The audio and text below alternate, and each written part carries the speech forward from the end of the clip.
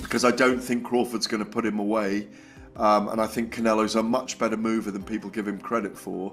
And I think Crawford will be hit more and hit harder than he's ever been hit before, but I don't think he'll go out or down. Consistent with Terence Crawford's fight schedule over the last several years, where he's been pretty much fighting one time a year. That one time a year is clearly giving him a lot of time to rest and recover from his injuries. Boxing experts are pointing to a major flaw in Terence Crawford's latest training footage. Gareth explained that although he first favored Crawford to beat Canelo Alvarez, his opinion has shifted. As the fight approaches, he now leans toward Canelo, predicting Crawford will face punches he has never experienced before. This change highlights the growing doubts about Crawford's ability to handle Canelo's power and survive at the highest level. Early on, very close rounds in the first 3 or 4. We'll be divided on who's winning. I think Canelo will get going in the second third of the fight and land some big shots. I think Crawford will look good as well.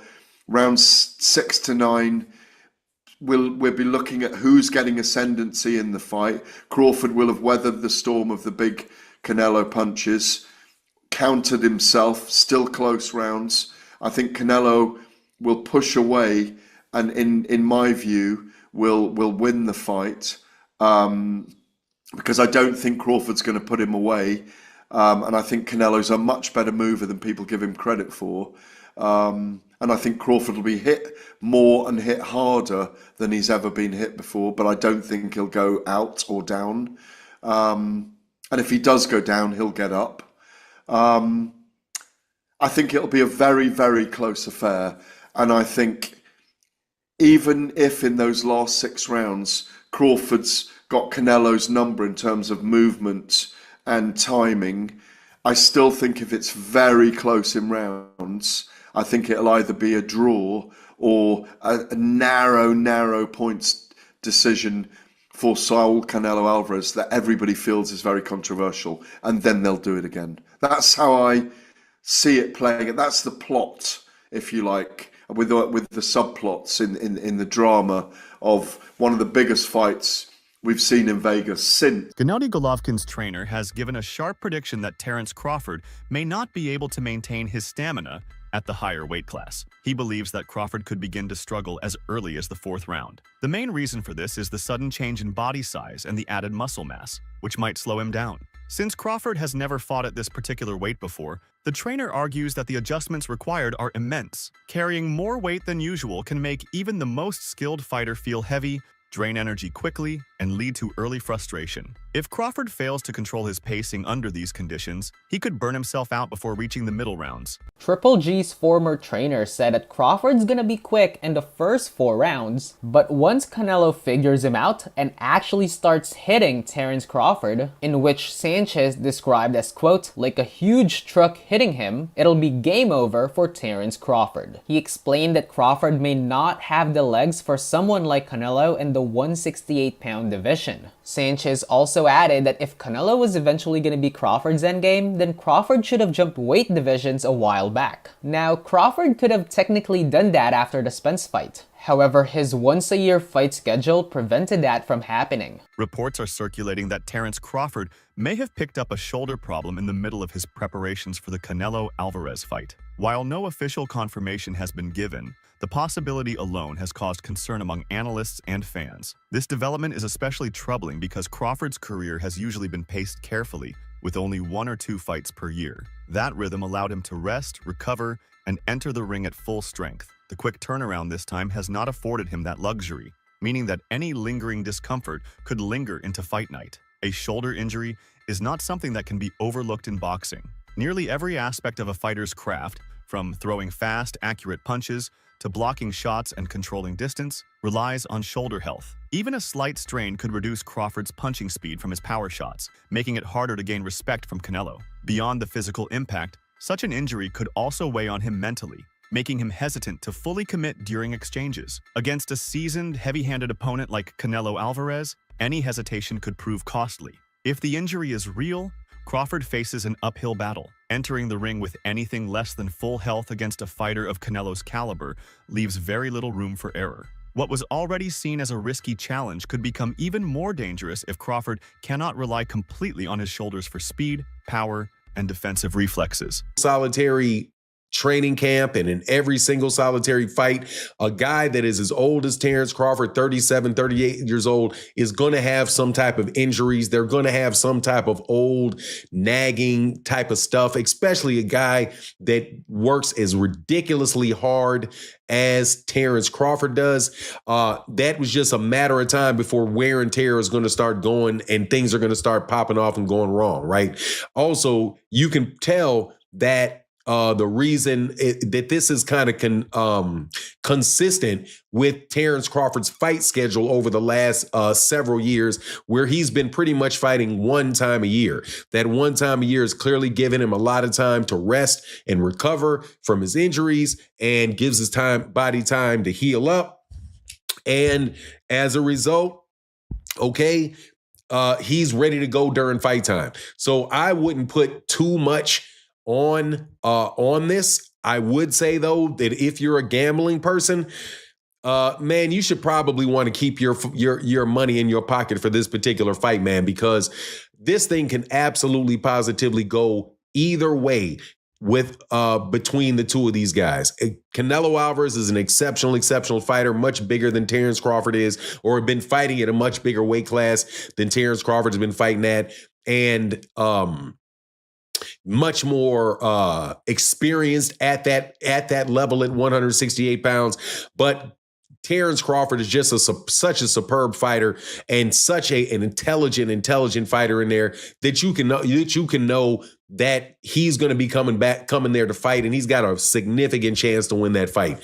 Unless, of course, that injury is real. I mean, and it is significant and is preventing him from, really sitting down on his punches, because he's going to have to at a point in time with Canelo Alvarez is going to have to do something to get him up off of him. Keith Thurman has weighed in with a realistic perspective on the upcoming showdown. He pointed out that Canelo Alvarez, despite not being undefeated, remains an extremely dangerous opponent. According to Thurman, every boxer has weaknesses, but that does not mean anyone can simply exploit them. He stressed that Canelo's experience, skill set, and resilience make him a fighter who cannot be underestimated. Losses in boxing do not always define a career, and in Canelo's case, they have only shaped him into a more complete competitor. Thurman emphasized that the idea of Canelo being beatable does not automatically guarantee Crawford's success, since Crawford must rise to a level he has never displayed before against someone of Canelo's size and pedigree.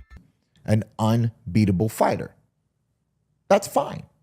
None of us are really unbeatable, right? But people got to understand this. Canelo Alvarez is not an unbeatable fighter.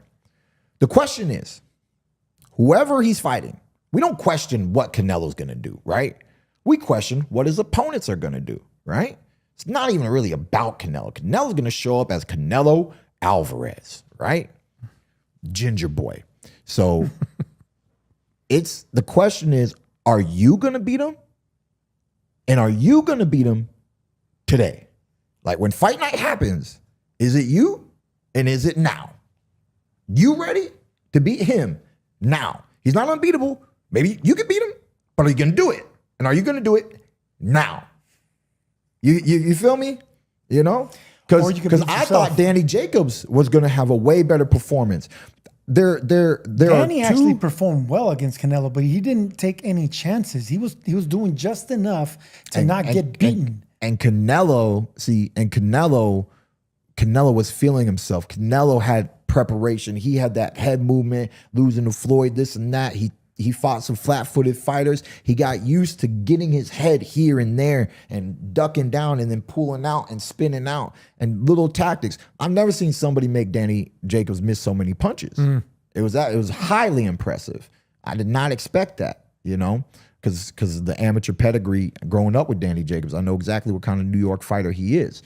Recent footage of the face-off between Crawford and Canelo has attracted widespread attention. Surprisingly, Crawford appeared larger than expected, standing almost on equal terms with Canelo in terms of size. This is unusual because Canelo has traditionally been known for his strength and stocky build at higher weight classes. The visual impression of Crawford's size has raised questions about how effectively he has added mass. While some see this as a positive sign that Crawford has successfully bulked up, others argue that size alone does not equal strength or endurance. The key challenge lies in whether he can carry that extra weight naturally in the ring without slowing down. Looking bigger might help him intimidate, but the true test will be how his body responds over 12 rounds. With that said, they're going to face off in an epic showdown. And the big talk, obviously, is the size difference, right? That Canelo Alvarez is much bigger than the smaller Terence Bud Crawford, who is essentially coming up from 147 in the minds of many. But really and truly, he's coming up from 154 because he actually had a fight at 154, a titled opportunity, his only fight at 154 last August when he took on Israel Madrimov, okay? And he beat Israel Madrimov, unanimous decision, to become a 4-division champion. But as you see here in this photo, there's not a big size difference. And actually, obviously, we know Terence Crawford stands at 5'8", got a 74-inch arm reach. Canelo stands at 5'7" with a 70-inch arm reach. There's not a massive size difference at all whatsoever. Now, clearly, as you see, Terence Crawford clearly has on what looks like Balenciaga shoes, and we know they are extremely big shoes, and it make you slightly taller. And Canelo Alvarez has on flats. The thing here is, the more important thing is, not if Terence Crawford can take Canelo Alvarez's punches. It's not if Terence Crawford, is going to get bullied around the ring. The concern with the weight is how Terence Crawford carries it himself. Does he start to fatigue in the second half of the fight? Should he get to the second half of the fight? Timothy Bradley Jr., respected for both his championship career and sharp analysis, has shared a clear vision of how Terence Crawford should approach his fight with Canelo Alvarez. In Bradley's view, Crawford's greatest chance of victory lies in forcing the action early. He pointed out that Canelo is a fighter who grows stronger as the rounds pass, gradually finding rhythm and control. This means that the longer the fight drags on, the more dangerous it becomes for Crawford. Bradley highlighted that Crawford possesses the speed, accuracy, and ring intelligence to disrupt Canelo's momentum if he applies pressure in the opening rounds. By taking risks early and not allowing Canelo to dictate the pace, Crawford could surprise the Mexican star and establish control. Bradley also stressed that the added weight Crawford is carrying might drain his energy in later rounds, so conserving strength for the endgame is not a realistic option. Instead, he urged Crawford to lean into his natural explosiveness and sharp reflexes to try to end matters before fatigue sets in. In Bradley's eyes, the safest and smartest strategy is for Crawford to impose himself right away and finish Canelo before the fight slips into deeper waters. Yeah, he can move a little bit, but yeah, he likes to come forward with that power. But you put him on his back foot, let me tell you similar too. You know this guy named Usyk who put Fury on his back foot? Yeah, push the pace on him. Yeah, with volume, feints. Put Canelo on his back foot, Crawford. That's what you got to do. You got to put him on his back foot. Hell to the damn yeah. That's how you get it done, man. That's one aspect that you're going to have to do. And hey, I would advise you to do it as early as damn possible. Do it as early as possible, because guess what? If you do that, you're going to get control right away of the judges, right? They're going to be looking at you. You're going to dictate the pace. You're going to dictate the flow of the fight. You got to have him react to you, not you reacting to him. That's how you gain control of the fight real quick, real soon. Get active with that jab. You don't necessarily have to come out in the southpaw stance. You can come out in the orthodox stance. You know, what's the punch that always hits Canelo all the time? Easy work, the jab.